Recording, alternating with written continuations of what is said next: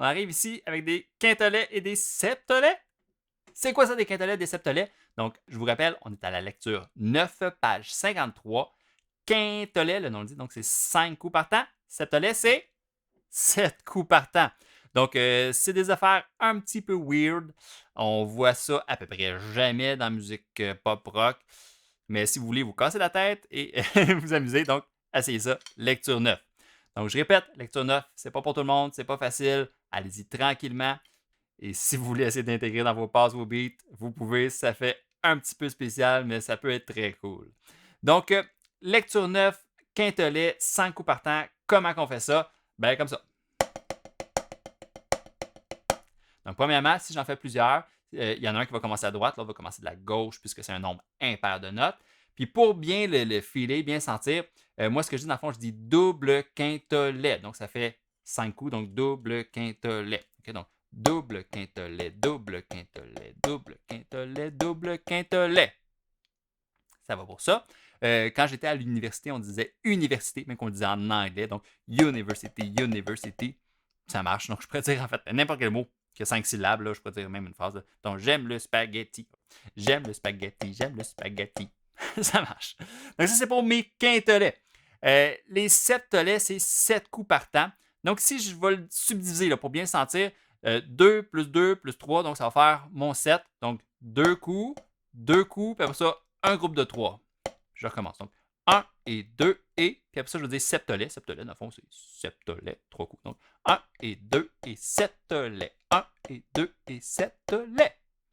Puis, quand je veux le faire plus rapide, au lieu de dire le 1 et 2, je vais enlever le et, je vais juste dire 1, 2, septolet. 1, 2, septolet. Donc, 1, 2, septolet. 1, 2, septolet. 1, 2, septolet. 1, 2, septolet.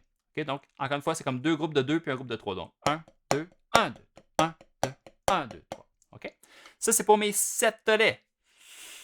C'est ça, donc à pratiquer tranquillement. C'est sûr qu'au départ, c'est mélangeant parce qu'on n'est pas habitué de diviser en 7 ou en 5. Là. Prenez juste, par exemple, un gâteau. Là. Si je te dis, coupe un gâteau en 2, facile, on vient de faire des croches. Coupe-le en 4, yeah, facile, on vient de faire des doubles croches. Coupe-le en 5 parties égales.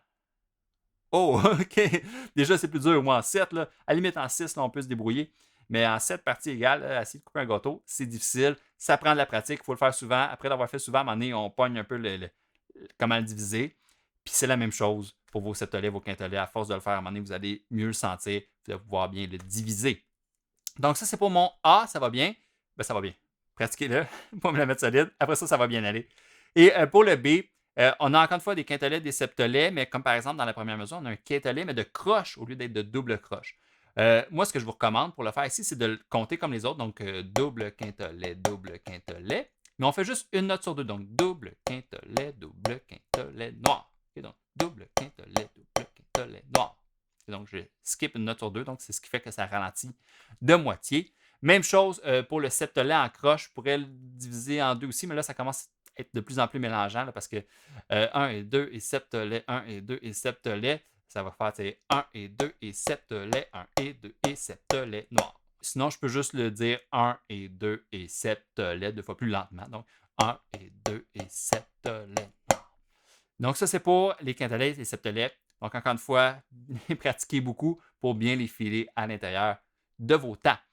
Aussi, ce qu'on rajoute dans ma troisième ligne du B, ici, vous voyez, on part de 1 note par temps, 2 notes par temps, 3 notes, 4 notes, 5 notes, 6 notes, 7 notes et 8 notes.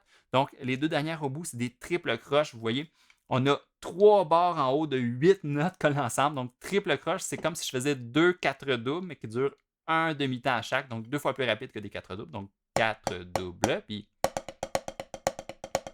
Donc, 1 et 2 et 3 et 4 et 1. OK, donc encore une fois, c'est rapide. Donc, dans le fond, ça va être 2 fois plus rapide que mes 4 doubles.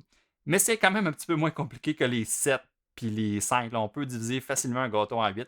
En 7, en 5, ça prend de la pratique. Exactement. Donc, allez-y tranquillement sur Caselab pour commencer. Après ça, vous pouvez l'utiliser dans des beats, dans des passes. Là, puis ça fait des affaires un peu weird, mais qui sont assez cool quand on le maîtrise bien et qu'on est capable de le faire solide. Si vous n'êtes pas solide, jouez pas ça dans votre tune. Ça va être dégueulasse. OK?